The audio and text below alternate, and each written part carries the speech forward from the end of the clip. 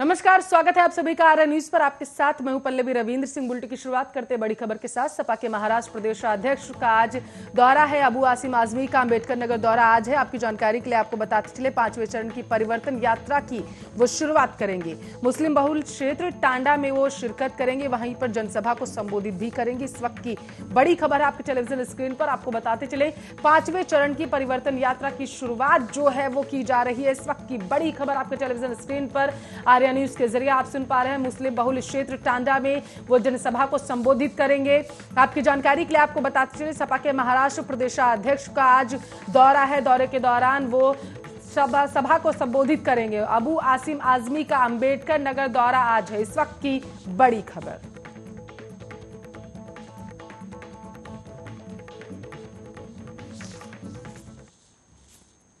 चलिए विस्तार से खबरों की तरफ रुख करेंगे। प्रधानमंत्री मोदी आज 28वें राष्ट्रीय मानवाधिकार आयोग यानी कि एनएचआरसी के स्थापना दिवस कार्यक्रम में शिरकत करेंगे। सुबह 11 बजे वीडियो कॉन्फ्रेंसिंग के जरिए कार्यक्रम में भाग लेंगे। इस अवसर पर वे संबोधन भी करेंगे। कार्यक्रम के दौरान गृह मंत्री अमित शाह और राष्ट्रीय मानवाधिकार आयोग के अध्यक्ष न्यायमूर्ति अरुण कुमार मिश्रा भी उपस्थित रहेंगे।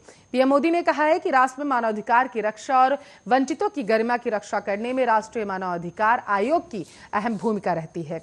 उन्होंने सोमवार को ट्वीट करते हुए कहा है कि कल सुबह 11 बजे 12 अक्टूबर को राष्ट्रीय मानवाधिकार स्थापना दिवस कार्यक्रम को संबोधित करेंगे और एनएचआरसी हमारे देश में मानवाधिकार और वंचितों की गरिमा की रक्षा में महत्वपूर्ण भूमिका निभाता है। राष्ट्रीय मानवाधिकार आयोग का गठन आपको बताते चले, मानवाधिकार संरक्षण अधिनियम 1993 के तहत 12 अक्टूबर 1993 को हुआ था। इसका उद्देश्य मानवाधिकारों को प्रोत्साहन देना और उनका संरक्षण करना है। आयोग किसी भी प्रकार के मानवाधिकार हनन का स्वतः संज्ञान लेता है। मानवाधिकारों के हनन के मामलों में पड़ताल करता है। पीड़ितों को मुआवजा देने के लिए लोकाधिकारियों को अनुमोदन करता है। मानवाधिकारों का हनन करने वाले जनसेवकों के खिलाफ कानूनी और अन्य दंडनीय कार्रवाई करता है।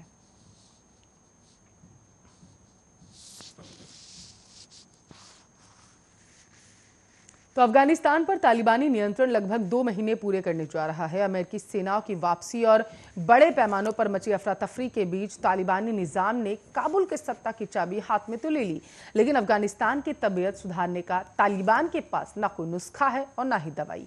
ऐसे में अफगानिस्तान को गहराते मानवीय संकट से बचाने के उपायों पर मंथन के लिए आज भारत समेत G20 समूह देशों के नेता विशेष बैठक के लिए जुट रहे। अमेरिका, फ्रांस, चीन, भारत, ऑस्ट्रेलिया, जर्मनी, जापान समेत दुनिया की बड़ी अर्थव्यवस्थाओं वाले देश इटली की अगुवाई में हो रही अहम बैठक के लिए जमा होंगे।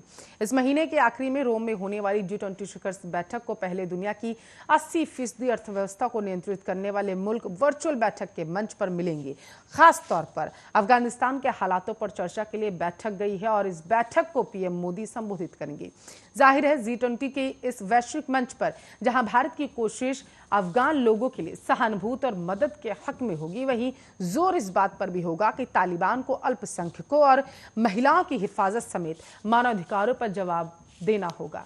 प्रधानमंत्री मोदी संयुक्त राष्ट्र महासभा को दिए 24 सितंबर के अपने संबोधन से लेकर 17 सितंबर को दिए अपने अपने भाषण में सुरक्षा परिषद में पारित प्रस्ताव 2593 में तालिबान को आतंकवाद के खिलाफ कार्रवाई से लेकर समावेशी सरकार बनाने जैसे मुद्दों पर ठोस कदम उठाने के लिए कहता है। ऐसे में उम्मीद की जा रही है कि G20 देशों की आपात और महत्वपूर्ण बैठक जहां अफगान लोगों के लिए गहरे मानवीय संकट में मदद के उपाय जुटाने का प्रयास करेगी, वहीं तालिबानी निजाम पर अंतर्राष्ट्रीय मानकों के मुताबिक बर्ताव करने का दबाव बनाएगी।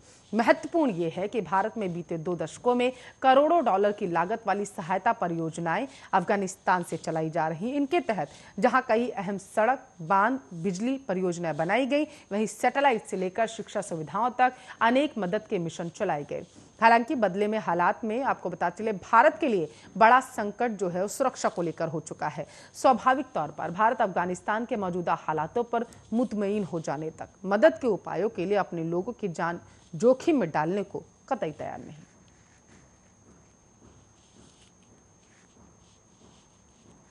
तो देश में बिजली संकट जल्द सुलझने की उम्मीद है। कल केंद्रीय गृह मंत्री अमित शाह ने ऊर्जा मंत्री आर.के. सिंह और कोयला मंत्री प्रहलाद जोशी के साथ बड़ी बैठक की।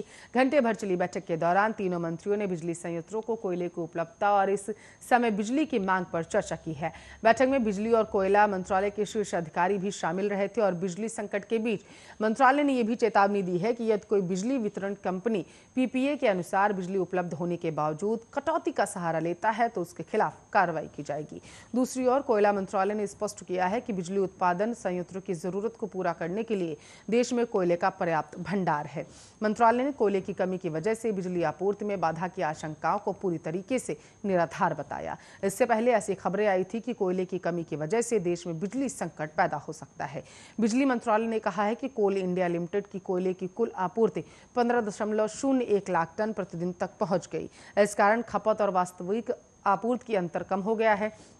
कोयला मंत्रालय और सीआईएल ने आश्वासन दिया है कि वे अगले 3 दिन में बिजली क्षेत्र में कोयले की उपज बढ़ा दें और 16 लाख टन प्रतिदिन करने के लिए भरपूर कोशिशें करने लगे और उसके बाद इसे बढ़ाकर 17 लाख टन प्रतिदिन किया जाएगा।